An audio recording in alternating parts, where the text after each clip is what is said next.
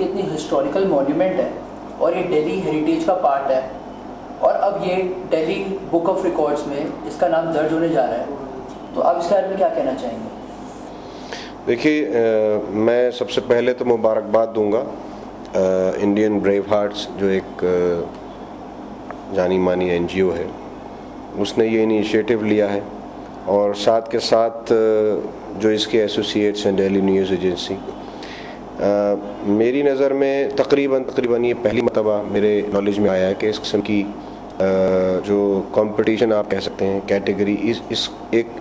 इबादत गाह को भी इस कैटेगरी में रखा गया है कि उसकी अहमियत को दिल्ली वाले भी और दिल्ली से बाहर वाले भी जान सकें। जहाँ तक जामा मस्जिद दिल्ली का सवाल है,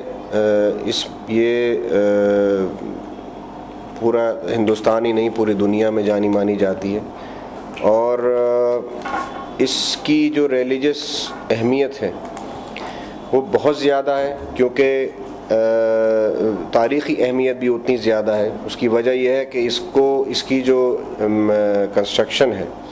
वो मुग़ल बादशाह शाहजहाँ ने करवाई थी और 1656 में ये बन के तैयार हुई थी। तो और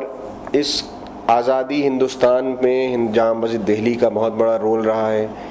कि जो सबसे पहला फतवा अंग्रेज़ों के ख़िलाफ़ जारी हुआ था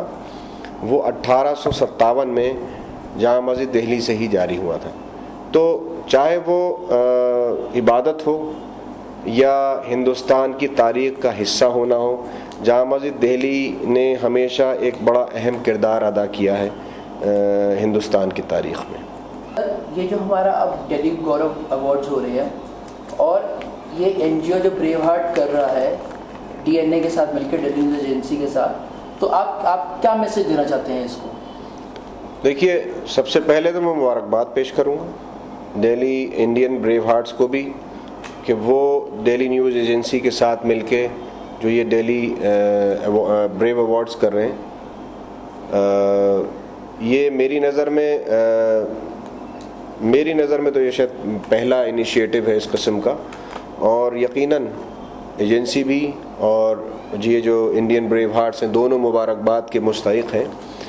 कोई किसी भी कैटेगरी में कोई भी इसमें अव्वल आए, लेकिन जीत आखिरकार दिल्ली और हिंदुस्तान की होगी। खुशी इस बात की होगी।